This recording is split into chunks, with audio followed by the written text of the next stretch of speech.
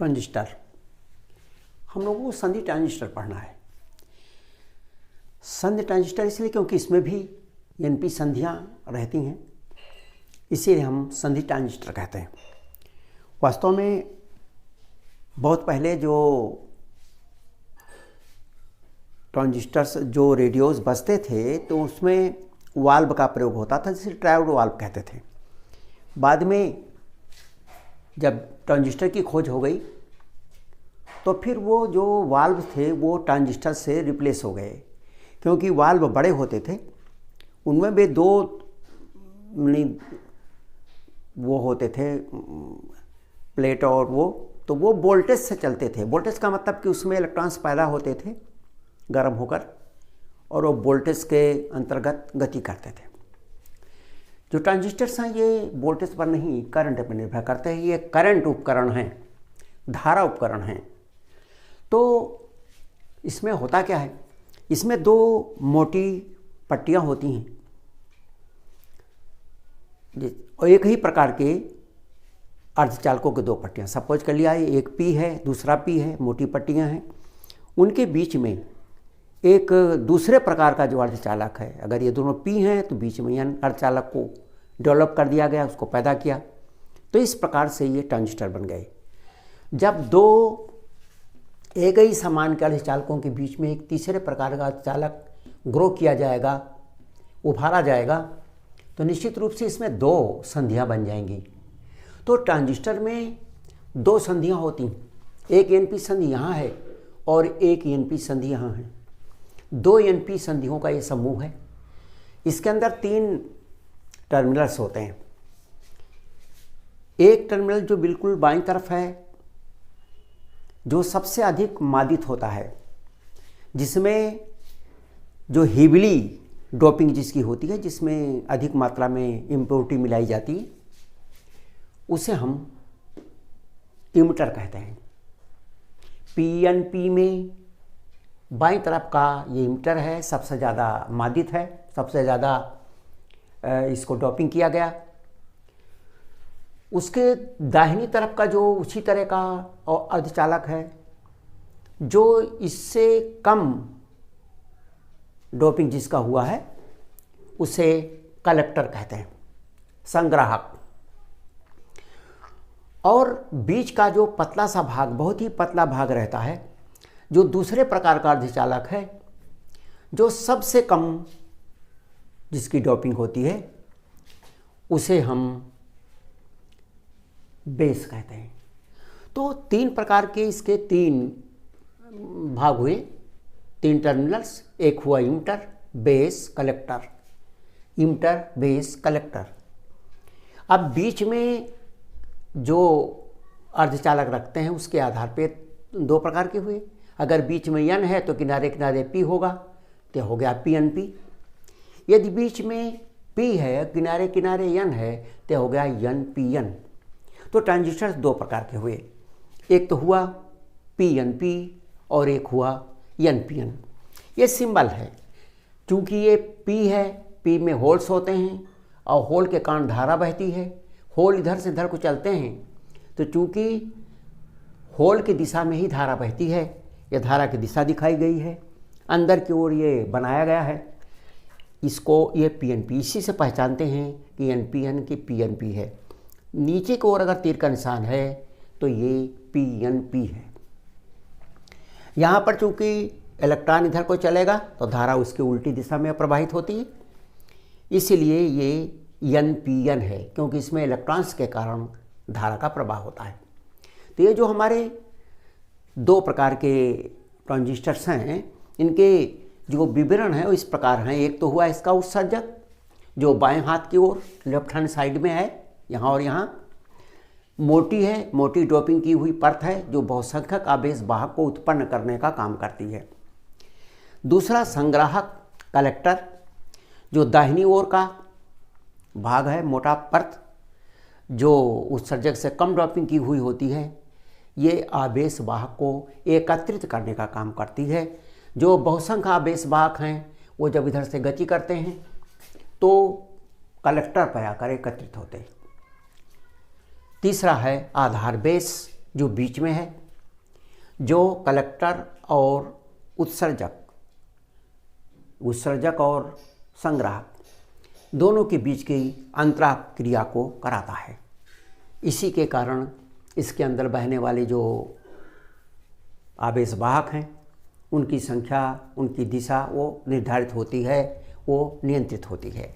तो 3 प्रकार के इसमें जो टर्मिनल्स है होते हैं, एमिटर, बेस, कलेक्टर, दोनों प्रकार के ट्रांजिस्टरों में।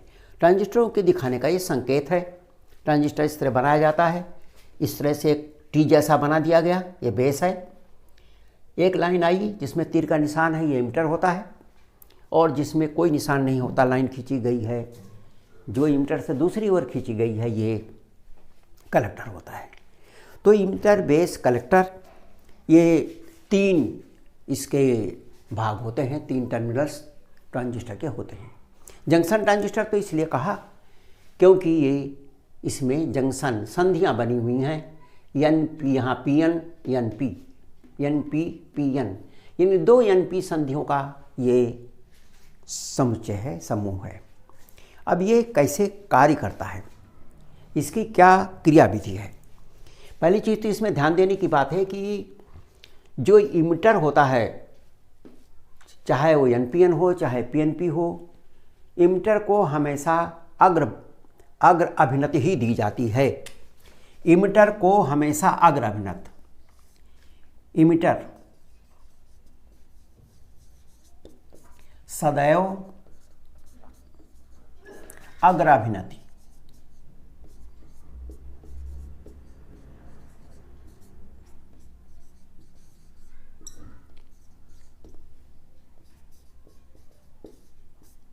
ये नियम है, इसी हिसाब से इसका जो सर्किट बनाया जाएगा, परिपथ बनाया जाएगा, ऐसा ही बनाया जाएगा कि जो हमारा इमिटर है उसको हमेशा अग्राभिनत दिया जाएगा। अग्राभिनत का मतलब कि अगर PNP है तो इसे प्लस से जोड़ा जाएगा, और अगर NPN है तो इसको माइनस से जोड़ेंगे तो अग्राभिनत होगी। और इसी तरह से जो कलेक्टर है उसको हमेशा पश्चाभिनत दी जाएगी। कलेक्टर सदैव पश्चाभिनति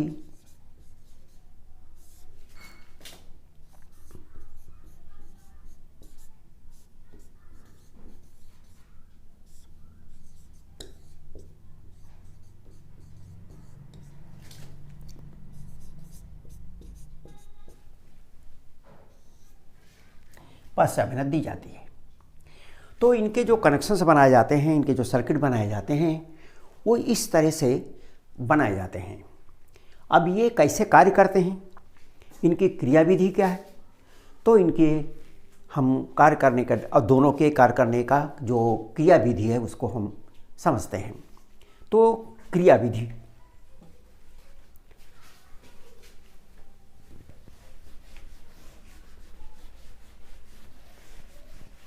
एक एक को लेकर के अब इनकी क्रियाविधि हम लोग समझते हैं।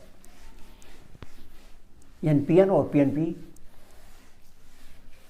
दोनों के, क्योंकि जो हम सर्किट बनाते हैं वो एक दूसरे के उल्टे बनते हैं, क्योंकि एक में पहले N आता है और बीच में P आता है, और दूसरे में पहले P आता है फिर N आता है।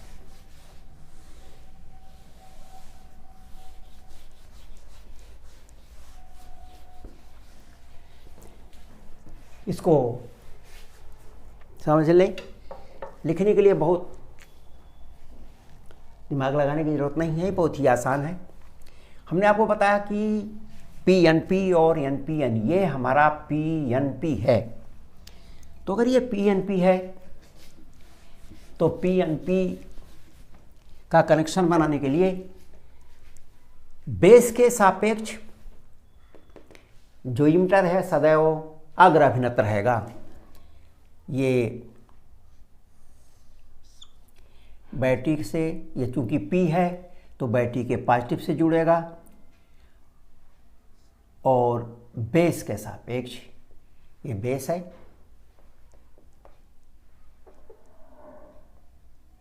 ये है इमिटर, ये है बेस, ये है कलेक्टर, ये है पी एन पी।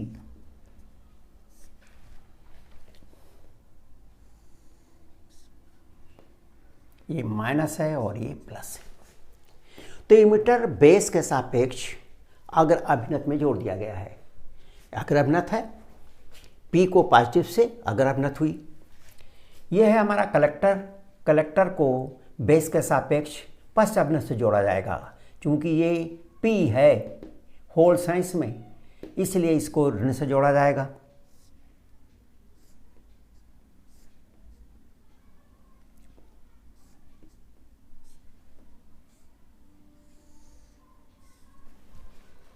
ध्यान रखेंगे, यहाँ छोटी बैटरी जोड़ी जाती है, यहाँ बड़ी बैटरी जोड़ी जाती है, क्योंकि पश्च अभिनत लगा हुआ है और इसलिए इसमें अधिक वोल्टेज की ज़रूरत होती है।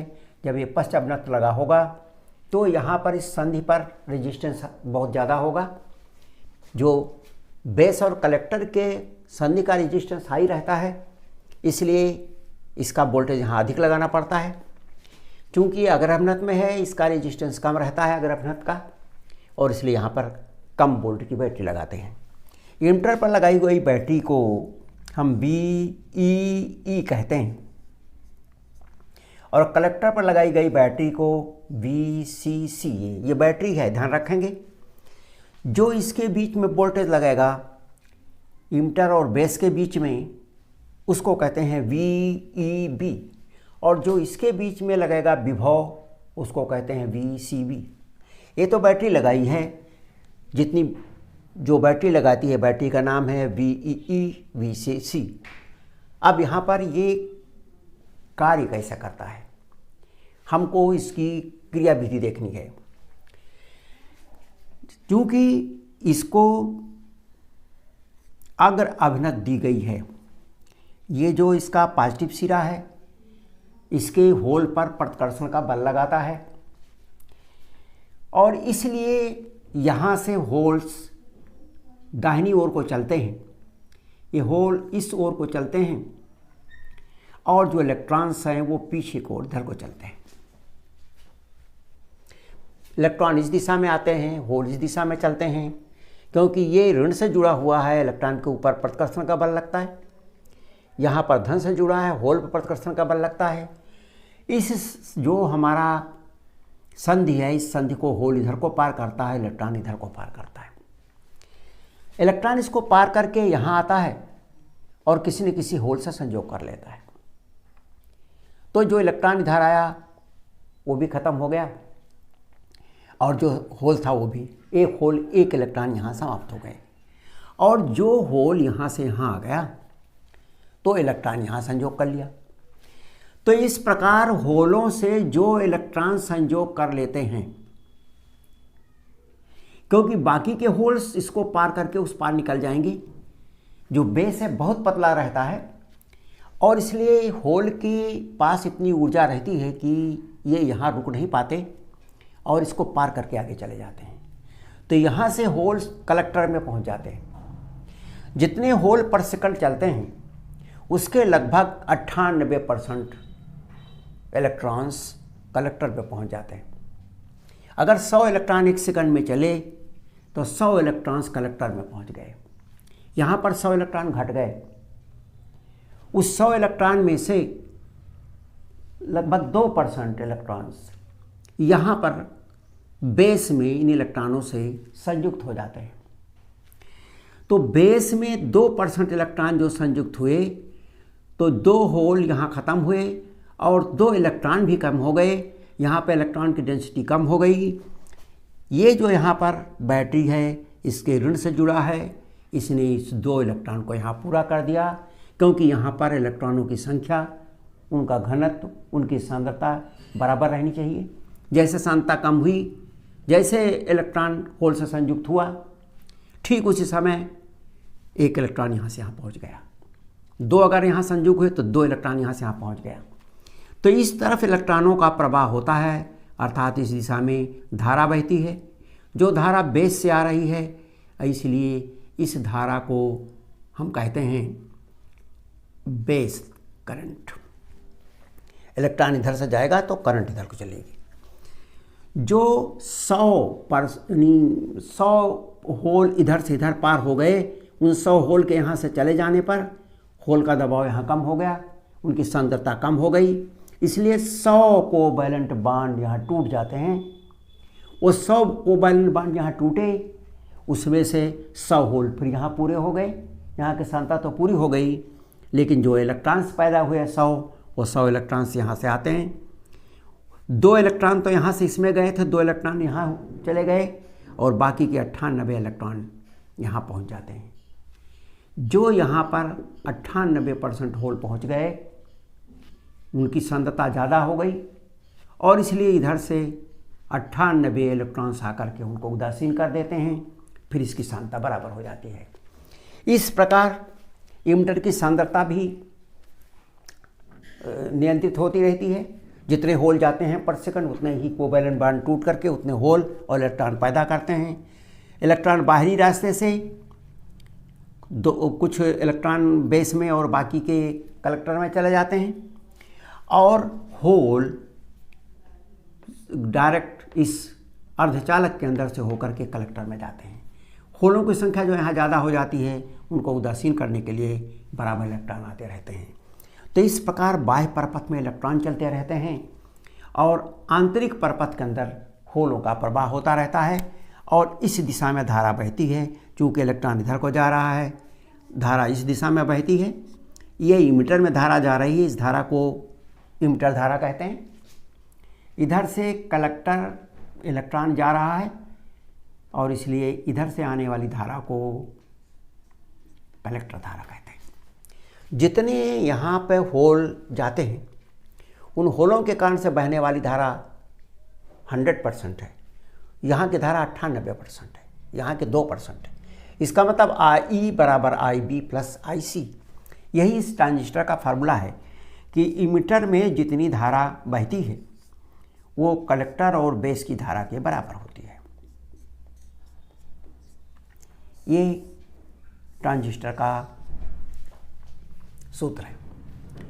तो ये बात तो स्पष्ट हो गई होगी कि यहाँ से होल्स चलते हैं, क्योंकि अग्र अभिनत लगा है। अग्र अभिनत के कारण इमिटर से बेस की ओर करंट के होल चलते हैं। जितने होल बेस में इलेक्ट्रॉनों से संयुक्त हो जाते हैं, उतने इलेक्ट्रॉनों की कमी को पूरा करने के लिए BeE बैटरी से इलेक्ट्रॉन आते हैं और उनके कारण से यहाँ धारा IB बहती है और यहाँ पर जो इलेक्ट्रॉन कम हुए उन पूरा हो जाते हैं। और जो होल यहाँ पहुँच जाते हैं उनका दबाव अधिक हो जाता है और इसलिए उतने इलेक्ट्रॉन्स यहाँ से आकर के उनको उदासीन कर देते हैं।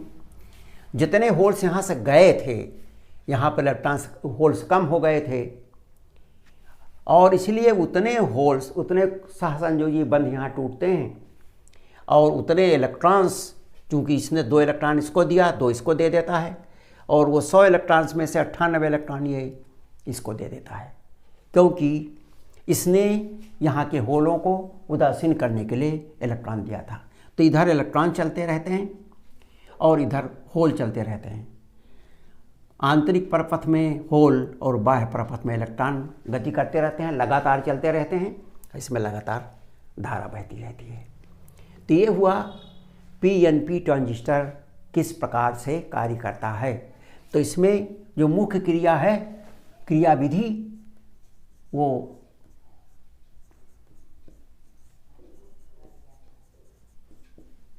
जो क्रिया विधि है उसमें इमिटर से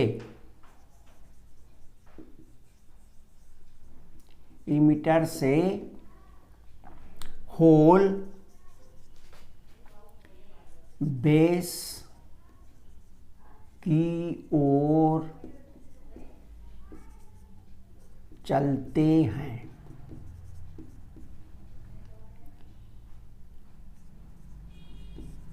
लगभग 2% होल 2% होल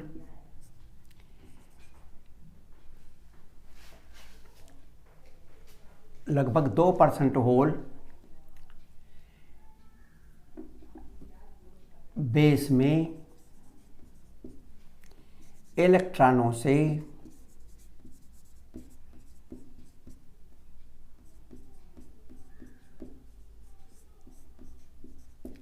संयुक्त होकर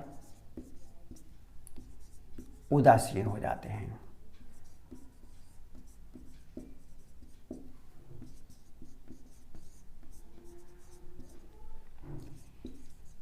तथा 98% होल संग्राहक में पहुंच जाते हैं।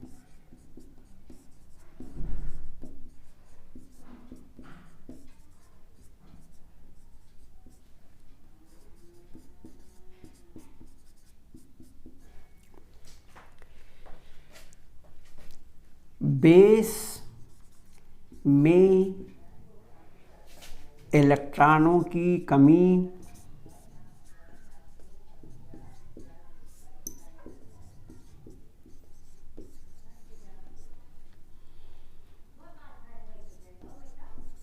सेल VEE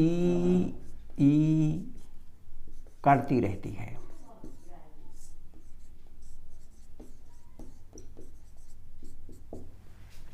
VEE करती रहती है तथा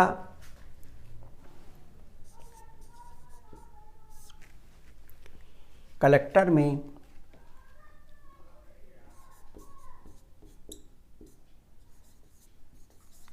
तथा संग्राहक में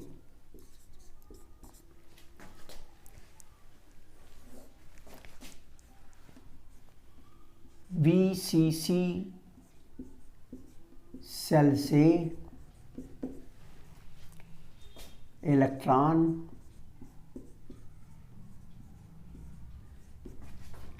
आते हैं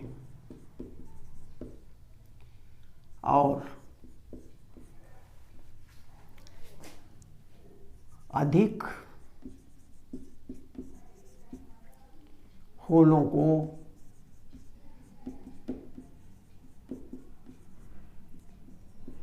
उदासीन कर देते हैं।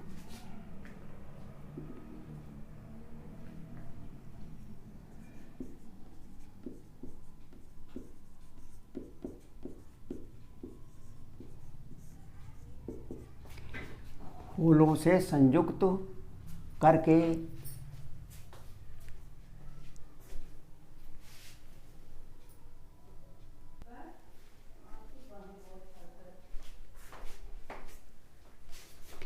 VCC सेल से इलेक्ट्रॉन आते हैं और अधिक होलों से संयुक्त करके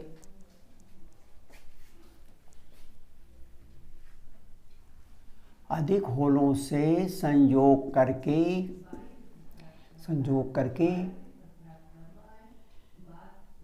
उसमें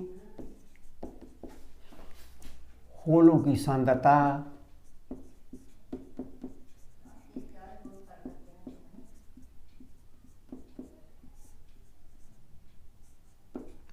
को बनाए रखते हैं।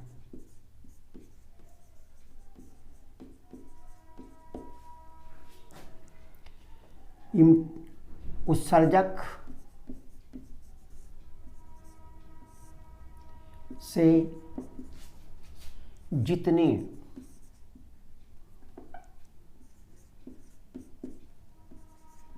होल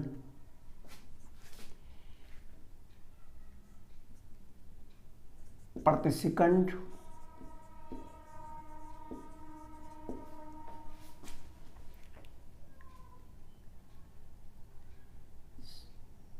बेस तथा संग्राहक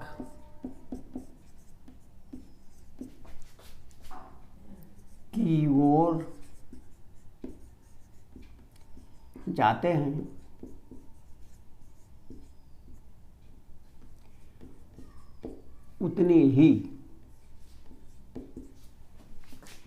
उतने ही सहसंयोगी बंध सहसंयोजी बंध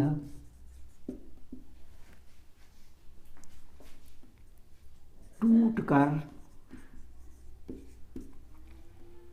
उत्सर्जक में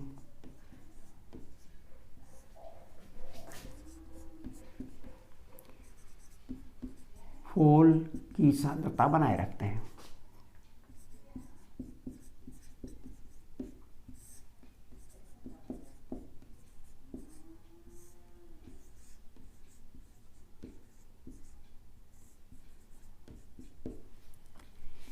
और इलेक्ट्रॉन्स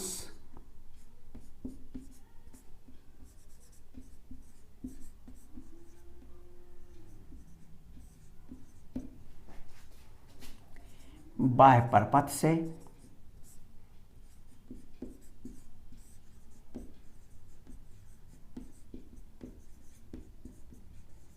होकर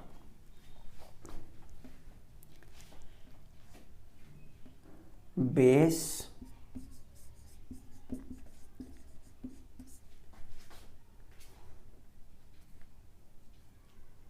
तथा कलेक्टर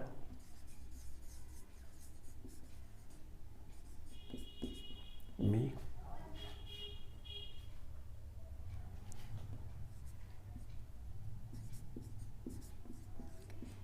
सेलों से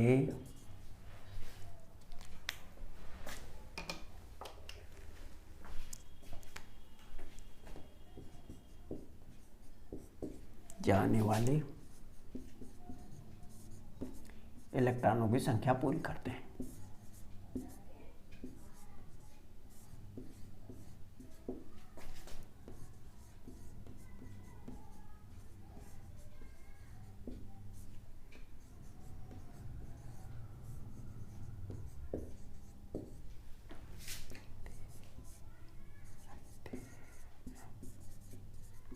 इस प्रकार लगातार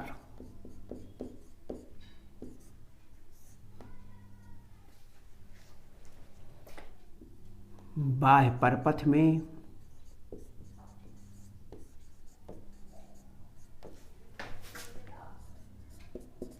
इलेक्ट्रॉनों द्वारा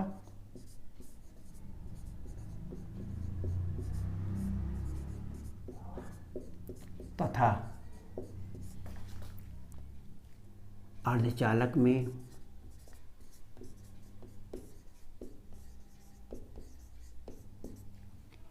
होल द्वारा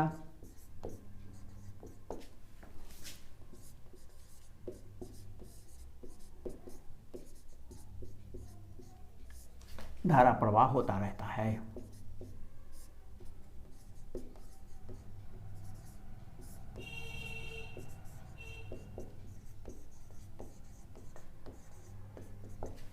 यह है कार्य करने का ढंग कि इमिटर से होल बेस की ओर चलते हैं। लगभग 2% होल बेस में इलेक्ट्रॉन संयुक्त हो जाते हैं। यहाँ इलेक्ट्रॉनों की संख्या कम हो जाती है, इस सेल से यहाँ इलेक्ट्रॉन्स आ जाते हैं। 98% होल संग्राहक में पहुँच जाते हैं। बेस में इलेक्ट्रॉनों की कमी जो संयुक्त हो गए, उनकी कमी को सेल VE पूरा करती रहती है।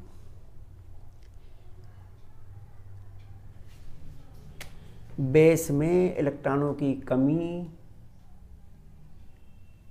सेल VE पूरा करती रहती है तथा संग्राहक में BCC सेल से इलेक्ट्रॉन आते हैं और अधिक होलों से संयोग करके उसमें होलों की सांद्रता को बनाए रखते हैं। यहाँ भी सांद्रता बनी रहेगी, जितने होल पहले थे उतने रहेंगे, जो एक्स्ट्रा इधर से आए उतने इलेक्ट्रॉन्स आकर यहाँ संयुक्त हो जाते हैं। और इसने जो इलेक्ट्रॉन दिया, इसको इलेक्ट्रॉन्स प्राप्त कहाँ से होते हैं? जितने होल यहाँ से चले जाते हैं उतने होल की सांद्रता घट जाती, उतने सहसंयोजी बंध यहाँ टूटते रहते हैं और लगातार होल पैदा करते हैं जो इधर को आते रहते हैं। इलेक्ट्रॉन्स जो यहाँ से सप्लाई होते हैं उनकी कमी को पूरा करते रहते हैं।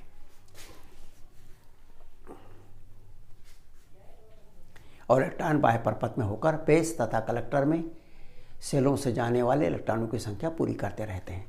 इस प्रकार लगातार बाह्य परपथ में इलेक्ट्रॉनों द्वारा तथा अर्धचालक में होल द्वारा धारा का प्रवाह होता रहता है। ध्यान रखेंगे, होलों का अस्तित्व केवल अर्धचालक में है, अर्धचालक के बाहर नहीं है।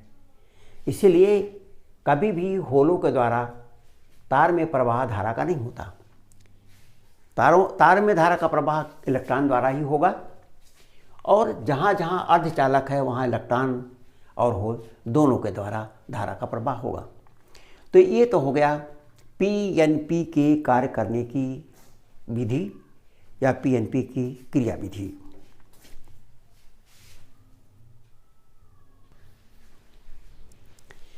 दूसरे प्रकार का जो अर्धचालक है एनपीएन, इसकी क्रिया विधि में इसमें इमिटर और कलेक्टर दोनों में इलेक्ट्रॉन्स होते हैं। इसको अगर हमने जोड़ने के लिए, चूंकि ये एन है, निगेटिव है, इसलिए इसको बैटरी के निगेटिव से जोड़ते हैं। चूंकि ये अग्रभ्नत है, इस संध का रेजिस्टेंस कम रहता है, इसलिए इस बैटरी का वोल्टेज कम रहता है। चूंकि ये इमिटर में जुड़ी हुई बैटरी है, इसको हम बीई कहते हैं। यहाँ पर जो दूसरी संधि है, इस पर पश्चाभिन्न जोड़ा गया है, क्योंकि ये निगेटिव है लेकिन इसको सेल के धन से जोड़ा है, इसलिए इसका रेजिस्टेंस हाई रहता है और इसलिए इसका वोल्टेज हम ज़्यादा लगाते हैं। ये बीसीसी बैटरी कलेक्टर पर लगाई गई बैटरी है। अब इसका कार्य करने का ढंग यह है कि चूंकि ये ऋण है और ये इलेक्ट्रॉन्स हैं, इन पर प्रतिकर्षण का बल लगता है और ये बेस की ओर चलते हैं, इस संधि को पार करके बड़ी तेज़ी से आगे को बढ़ते हैं। जो इलेक्ट्रॉन्स यहाँ से चलते हैं, कुछ इलेक्ट्रॉन, लगभग 2% इलेक्ट्रॉन, वो यहाँ पर संयुक्त हो जाते हैं होल से, और जब इलेक्ट्रॉन होल से संयुक्त हो जाएंगे तो होलों की संख्या यहाँ कम हो जाएगी। होलों की सांद्रता कम हो जाने पर यहाँ सहसंयोजी बंध टूट जाते हैं और होल की संख्या को पूरी कर देते हैं। लेकिन जो सहसंयोजी बंध से इलेक्ट्रॉन से मुक्त होते हैं, वो मुक्त इलेक्ट्रॉन वो इस बेस के रास्ते से होते हुए फिर अपने इस स्थान पर आते हैं। इस रास्ते से होते हुए इधर आ जाते हैं। चूँकि इलेक्ट्रॉनों के चलने की उल्टी दिशा में धारा बहती, इसलिए उन इलेक्ट्रॉनों के कारण जो धारा बहती है उसे हम बेस धारा कहते हैं। तो 2% इलेक्ट्रॉन वो इधर आए। यहाँ से जाने वाले 100% जो इलेक्ट्रॉन थे, मान लिया 2% यहाँ संयोग हो गए, लेकिन बाकी के 98% इलेक्ट्रॉन तो यहाँ आ गए। इलेक्ट्रॉन के यहाँ अधिक आ जाने के कारण वो इलेक्ट्रॉन, ये धन सिरा है, इधर को आकर्षित होते हैं। इसके अंदर से वो इलेक्ट्रॉन्स आते हैं, इलेक्ट्रॉन यहाँ से आते हुए फिर अपने इमिटर में पहुँचते हैं। इस प्रकार अधिकतम इलेक्ट्रॉन्स इस रास्ते से होते हुए गति पूरी करते हैं, परिपथ पूरा करते हैं, और जो यहाँ पर कोवैलेंट बांड के टूटने से पैदा होते हुए इधर से होते हुए पूरा करते हैं। इस प्रकार जितने इलेक्ट्रॉन्स यहाँ से आगे चलते हैं, उतने इलेक्ट्रॉन्स इस रास्ते और इस रास्ते से आके पूरा होते रहते हैं। यहाँ भी इलेक्ट्रॉन के चलने के कारण धारा बह रही है, क्योंकि इलेक्ट्रॉन ही यहाँ चलता है, और यहाँ भी इलेक्ट्रॉन के चलने के कारण ही धारा बह रही है। तो इसके बाह्य परपथ में और आंतरिक परपथ में दोनों में इलेक्ट्रॉन ही चलते हैं और उसके कारण धारा बहती है। यहाँ पर ध्यान देने की बात है कि जो हमारा पीएनपी ट्रांजिस्टर है, पीएनपी ट्रांजिस्टर में होल्स जो है वो बहुसंख्यवाहक हैं, और अर्धचालक के अंदर होल के कारण धारा बहती है। जो होल की मोबिलिटी होती है वो कम होती है, होल की गतिशीलता कम होती है, इलेक्ट्रॉनों की अधिक होती है। इसलिए जो हमारे कंप्यूटर्स हैं और इस तरह की जो मशीनें हैं, उनमें इसी तरह के ट्रांजिस्टर का, एनपीएन ट्रांजिस्टर का ही अधिक प्रयोग होता है। तो ये तो हो गया हमारे ट्रांजिस्टरों के बारे में। एक बार आपको स्पष्ट कर दें कि जब हम ट्रांजिस्टर की बात करते हैं तो हमारे दिमाग में एक कंसेप्ट आता है कि ट्रांजिस्टर वो बड़ी मशीन जिसमें हम गाना बजाना सुनते रहते हैं, समाचार सुनते रहते हैं। वास्तव में ट्रांजिस्टर वो नहीं है। ट्रांजिस्टर उसके अंदर लगा हुआ एक पार्ट है जिसकी रचना ये आपने अभी पढ़ी है। लेकिन उसको हम ट्रांजिस्टर इसलिए बोलते हैं क्योंकि शुरू में जब रेडियो आया तो उसमें वाल्व लगते थे, ट्रायोड वाल्व, यानी ट्रायोड, पेंटोड, इस तरह के डायोड वाल्व लगते थे। वाल्व आप समझते हैं, वाल्व बल्ब की तरह बड़े बड़े होते थे जिसमें फिलामेंट जलता था और उससे इलेक्ट्रॉन निकलते थे। इलेक्ट्रॉन को कंट्रोल करने के लिए वाल्व का इस्तेमाल होता था। तो इसलिए वो जो बड़े बड़े हमारे सूचना देने वाले, गाना बजाना पहुंचाने वाले थे, उनको हम रेडियो रिसीवर कहते थे। रेडियो इसलिए कहते थे क्योंकि वो रेडियो तरंगें समाचार को ले आती हैं संचरण का माध्यम रेडियो तरंगें हैं। हमारा गाना बजाना भाषण सब उन्हीं के द्वारा आता था, इसलिए उसको रेडियो कहते थे। और वो रिसीवर है, क्योंकि जहाँ से भेजा जाता है उसे हम ट्रांसमीटर या प्रेसी कहते हैं। जहाँ पर हम सुनते हैं उसको हम ग्राही कहते हैं या रिसीवर कहते हैं। तो वो रेडियो रिसीवर था।